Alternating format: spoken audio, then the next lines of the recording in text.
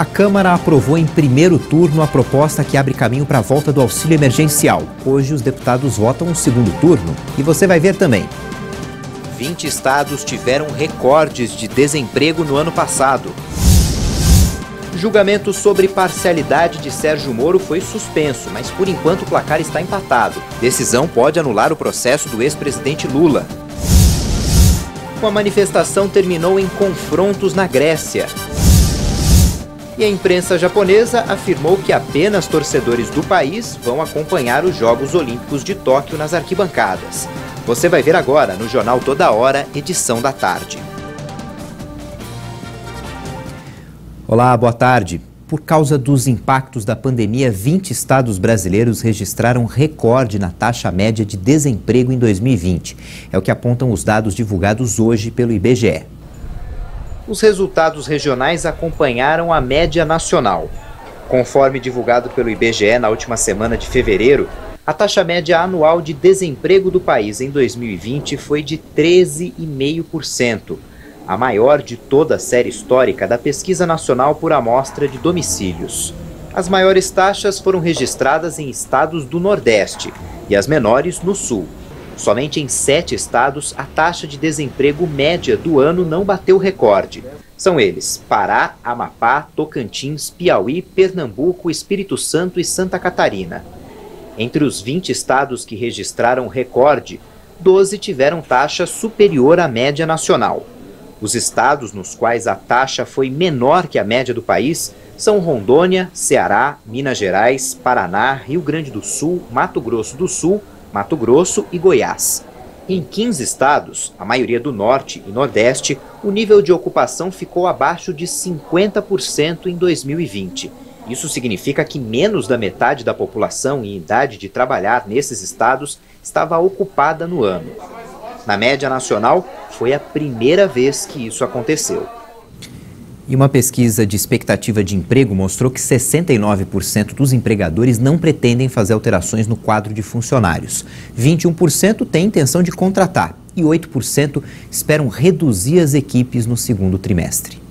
Foram 652 entrevistados entre os dias 6 e 26 de janeiro, antes do aperto das medidas de restrição em todo o país neste mês por causa do agravamento da pandemia.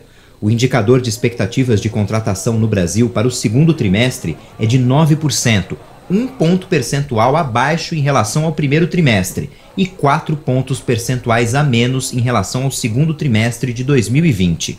Apesar da queda no índice de intenção de contratação, o resultado coloca o Brasil com as melhores perspectivas entre os países das Américas, atrás apenas dos Estados Unidos, que registraram índice de 18%. Ainda segundo a pesquisa, 24% dos empregadores acreditam que os níveis de contratação pré-pandemia podem retornar até o fim de 2021, enquanto para 39% não deve haver mudança nas intenções. Já 4% dos entrevistados têm a perspectiva de que os níveis de contratação nunca retomem os índices anteriores à pandemia. A Câmara dos Deputados está votando a proposta de emenda à Constituição que permite o retorno do auxílio emergencial e flexibiliza regras de gastos, como é o caso do teto de gastos. O projeto já foi aprovado em primeiro turno durante a madrugada de hoje. A PEC emergencial teve 341 votos a favor e 121 contra, além de 10 abstenções. Os deputados precisam analisar agora mudanças, trechos que podem ser alterados, e eles também votam o segundo turno. O relator do projeto é o deputado federal Daniel Freitas, do PSL de Santa Catarina. Caso os deputados decidam por alguma alteração, a proposta volta para o Senado. Caso ela seja aceita sem mudanças, o projeto entrará em vigor. Hoje a Câmara definiu as presidências de comissões da Casa. Para a Comissão de Constituição e Justiça, os deputados elegeram Bia Kicis, do PSL. A CCJ é a comissão mais importante e os integrantes avaliam se as propostas apresentadas estão de acordo com a Constituição brasileira. O número de mortes por Covid aumentou no país. Lembrando que na segunda-feira os números são menores por conta da demora na divulgação dos dados, então a tendência é que no meio da semana esse número esteja acumulado. Vamos ver como é que está a situação em todo o país. Em 24 horas foram registradas mais 1.972 mortes pela Covid-19. Até agora no Brasil, 268.370 pessoas morreram por complicações causadas pela doença. Também foram confirmados em um único dia, segundo o Ministério da Saúde, 70.764 novos diagnósticos. No total, mais de 11.122.000 brasileiros já foram contaminados. A média móvel de mortes nos últimos 7 dias registra mais um recorde. 1.573 pessoas morreram por dia. Já a média móvel de casos está em 67.929 confirmações diárias. Vamos agora ver pelo mapa como a doença evolui por regiões. Dessa vez, 22 unidades da federação estão com aumento no registro de vítimas. Acre, Alagoas, Amapá, Bahia, Ceará, Distrito Federal, Espírito Santo, Maranhão, Mato Grosso do Sul, Paraná, Paraíba, Piauí, Pernambuco, Rio Grande do Sul, Rio Grande do Norte, Rondônia, Roraima, Santa Catarina, São Paulo, Sergipe e Tocantins. 2 estados apresentam estabilidade, Minas Gerais e Pará. E outros 2 estados registram queda, Amazonas e Rio de Janeiro. Goiás não divulgou os dados. A vacinação segue avançando no país. 11.892.000 doses já foram aplicadas. O Ministério da Saúde e as secretarias estaduais informaram que já foram vacinados mais de 8.848.000 brasileiros com a primeira dose. Isso equivale a 4,18% da população. E mais de 3.049.000 pessoas receberam a segunda dose do imunizante. No mundo, já são mais de 312 milhões de doses de vacinas contra a Covid-19 aplicadas, de acordo com o levantamento feito pela Universidade de Oxford. E o Brasil está em 6º lugar no ranking de doses aplicadas. Os relatos de uma síndrome pós-Covid-19 têm sido cada vez mais comuns. São sintomas persistentes depois da cura da infecção pelo coronavírus. Entre as sequelas estão cansaço físico e mental, falta de ar e fadiga crônica. Esses sintomas podem durar meses. A síndrome pós-Covid é uma complicação decorrente da infecção pelo novo coronavírus. Uma condição inflamatória difusa e multissistêmica associada a problemas no sistema nervoso central e músculo esquelético. Segundo especialistas, é isso que faz com que a Covid-19 deixe sequelas e que pacientes sintam os reflexos da contaminação. Mesmo depois de curadas e de não transmitirem mais o vírus, muitas pessoas ainda ficam com sequelas no cérebro, nos rins, nos pulmões e até no coração. O pulmão é o principal órgão atingido pelo SARS-CoV-2 e tende a demorar mais para se recuperar. Depois que o vírus vai embora, a inflamação pode persistir por semanas e até meses. O Covid é uma doença inflamatória sistêmica, então ele afeta diversos órgãos. Então, pensando nessa parte respiratória, é comum chegar o paciente no consultório relatando muito cansaço, muita fadiga, perda de olfato, perda de paladar. Então, é uma doença que vem acometendo bastantes pacientes tardiamente. Foi exatamente isso que aconteceu com a Alexandra, que contraiu o novo coronavírus em junho do ano passado. Ela tem asma, mas estava controlada. Depois da Covid-19, a doença piorou. Eu já tinha uma doença de base, né, que eu sou asmática. Então, com a Covid, a minha asma já estava bem controlada. Como eu tive a Covid, aí eu regredi totalmente, né? Comecei a usar bombinha, coisa que eu não fazia há muito tempo, de manhã e à tarde. Um cansaço, uma falta de ar que fazia muito tempo que eu não estava mais sentindo, entendeu? Então tudo isso veio à tona novamente. Essas sequelas que ficam, mesmo depois da cura, são chamadas pelos especialistas de síndrome pós-Covid-19. Os sintomas mais comuns são cansaço, dor crônica, fraqueza muscular, dificuldade para respirar, déficits cognitivos como alterações de memória e fadiga mental. Segundo o médico, os sintomas devem ser tratados separadamente, com os profissionais adequados para cada um. Se ele está com falta de ar, vai marcar uma consulta com um pneumologista. Se ele está com algum distúrbio respiratório, de perda de olfato, perda de paladar, tontura, zumbido, ele vai procurar um otorrinolaringologista. Se ele está com esquecimento, com dor de cabeça crônica, aguda, quer dizer, né, nesse período pós-infecção, tem que procurar um neurologista para poder fazer o tratamento adequado. Descartar outras causas daqueles sintomas e fazer o tratamento adequado. porque aí aquele especialista daquela área, ele vai saber a melhor maneira de conduzir, quais remédios, quais medicações que ele vai poder usar para aquele momento que o paciente está passando. Quando se prolonga por muito tempo, alguns sintomas não são normais, né? É importante ficar atento a isso.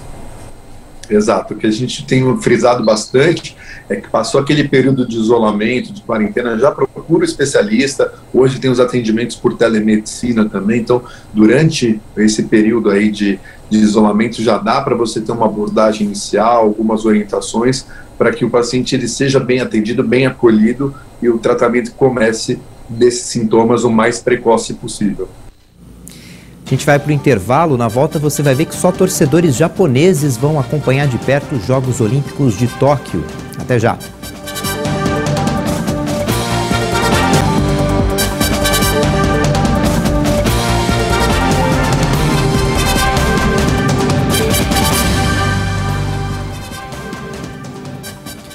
O julgamento da segunda turma do Supremo Tribunal Federal sobre a parcialidade de Sérgio Moro não tem data para continuar. O STF analisa a suspeição do ex-juiz na condenação do ex-presidente Lula, no caso do apartamento do Guarujá. Se a suspeição for confirmada, as decisões de Moro podem ser anuladas. O julgamento foi interrompido porque o ministro Nunes Marques pediu mais tempo para analisar o processo. Na sessão desta terça, Gilmar Mendes votou pela declaração de parcialidade de Moro. Por fim, ressalto que a suspeição do julgador se fundamenta em fatos concretos e específicos contra Luiz Inácio Lula da Silva, em razão de interesses políticos próprios do ex-juiz Sérgio Moro. Assim, a suspeição declarada não é aqui estendida a outros processos ou réus da denominada Operação Lava Jato. O ministro Ricardo Lewandowski também entendeu que Moro foi parcial e votou por anular todos os atos do processo. Esse julgamento começou em novembro de 2018. Por enquanto, o placar está em 2-2. Votaram pela suspeição Gilmar Mendes e Ricardo Lewandowski, e contra Edson Fachin e Carmen Lúcia. Mas Carmen Lúcia já adiantou que apresentará o voto novamente. Tanto Sérgio Moro quanto os integrantes da Força-Tarefa da Operação Lava Jato questionam a autenticidade e a origem das conversas obtidas por hackers e divulgadas pela imprensa.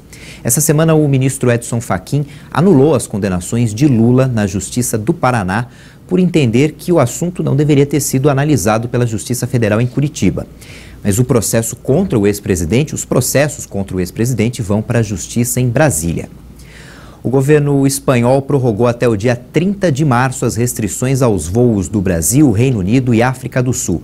A medida foi adotada por causa da Covid. Já é a segunda vez que as restrições foram prorrogadas. No caso do Brasil, elas começaram no dia 2 de fevereiro. No Brasil, África do Sul e Reino Unido foram encontradas novas variantes do coronavírus.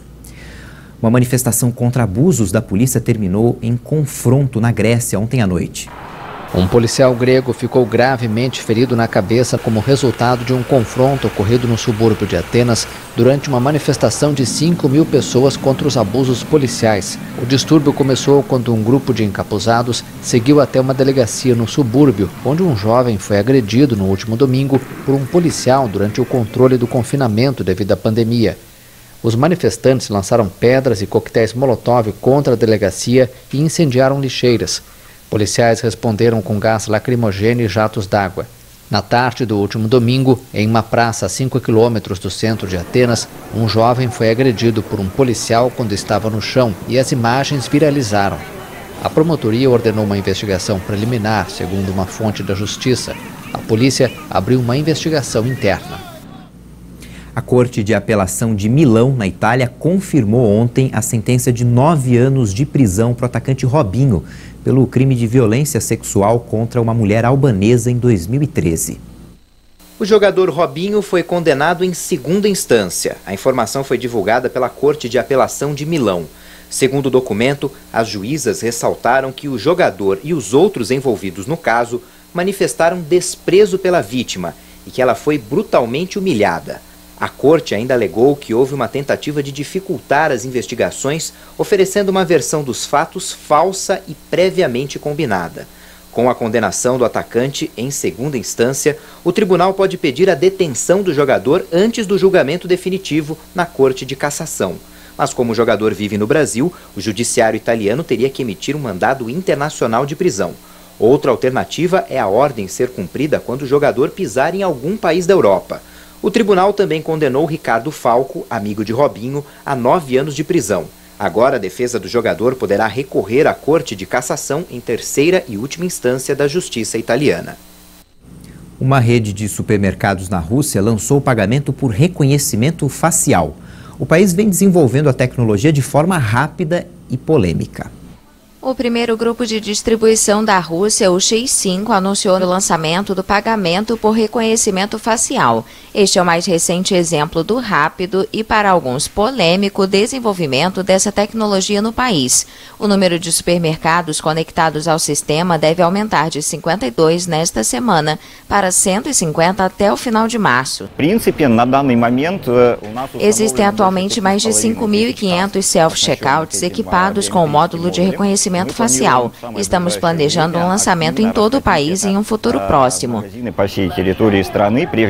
Para lançar o sistema de pagamento por reconhecimento facial, o Grupo X5 juntou forças com o sistema de pagamento Visa e o gigante estatal russo Sberbank, que busca se tornar uma empresa de TI. Para concluir as transações na era da pandemia, os clientes precisarão remover suas máscaras rapidamente e olhar para a câmera. As empresas envolvidas afirmam que as compras são criptografadas e protegidas e as tentativas de roubo de identidade são evitadas por uma câmera 3D que mede a profundidade do rosto do usuário. O reconhecimento facial está se desenvolvendo rapidamente na Rússia, o que aumenta a preocupação de ativistas sobre a vigilância do Estado. No início da pandemia, Moscou usou milhares de câmeras para monitorar o cumprimento das medidas de bloqueio. Uma ONG lançou uma campanha no ano passado contra o uso em massa de reconhecimento facial pelas autoridades, destacando abusos do sistema, vazamento de dados e falta de consentimento. Um raio caiu em uma das pistas do aeroporto de Guarulhos, na Grande São Paulo. As câmeras flagraram o momento exato em que o raio atinge a pista auxiliar, que é utilizada para pousos. O asfalto da pista ficou danificado e uma equipe de pavimentação precisou ser acionada. O incidente ocorreu por volta das 3h30 da tarde de segunda-feira. De acordo com a concessionária que administra o aeroporto, os voos e operações não foram afetados. As alegações de racismo feitas pelo príncipe Harry e pela esposa dele, Meghan Markle, repercutiram na família real britânica. Num comunicado, a rainha Elizabeth II expressou profunda preocupação. No documento divulgado no Palácio de Buckingham, a monarca também afirmou que o assunto vai ser tratado pela família em particular. A rainha acrescentou que toda a família está triste ao saber o quão difícil foram os últimos anos para o casal, disse que algumas memórias podem variar e destacou que, junto com o filho, sempre serão membros muito queridos. Esta é a primeira reação da coroa às 2 horas de confissões íntimas que Harry e a ex-atriz americana fizeram à prestigiada entrevistadora Oprah Winfrey. Transmitida domingo nos Estados Unidos e segunda-feira no Reino Unido, o programa foi como uma bomba jogada sobre a família real, uma das instituições britânicas mais reverenciadas. De acordo com a imprensa, a soberana de 94 anos manteve conversas de crise com o filho e herdeiro ao trono Charles e o neto e segundo na linha de sucessão William antes de reagir. Durante a entrevista, Meghan, uma afro-americana, disse que um membro da família real, que não era nem a rainha nem o marido Philip, estava preocupado com a cor da pele de seu filho Archie. O caso teria ocorrido antes do nascimento do menino. A acusação pode ser muito prejudicial para a monarquia, em um país onde a força do movimento Black Lives Matter levou à revisão de muitos aspectos da história colonial e sua relação com o comércio de escravos. A imprensa japonesa informou que apenas o público do Japão poderá assistir nas arquibancadas os Jogos Olímpicos de Tóquio. Já o Comitê Olímpico Internacional disse que foi acordado em uma reunião na semana passada que uma decisão sobre os espectadores vindos do exterior seria tomada até o final do mês de março. De acordo com a Kyodo News, o governo japonês já concluiu que não é possível permitir que torcedores que moram fora do Japão assistam aos Jogos, devido às preocupações do público japonês sobre o coronavírus e ao fato de terem aparecido variantes mais contagiosas em muitos países. Segundo o jornal Asahi Shimbun, o Comitê Olímpico pediu ao Japão para abrir exceções para convidados estrangeiros entre os patrocinadores da competição, uma demanda em análise pelo governo. Com 517 mortes por Covid em um único dia e 32 municípios com 100% de ocupação nos leitos de UTI, o governo do estado de São Paulo está numa coletiva anunciando medidas mais restritivas na tentativa de conter o avanço do coronavírus no estado.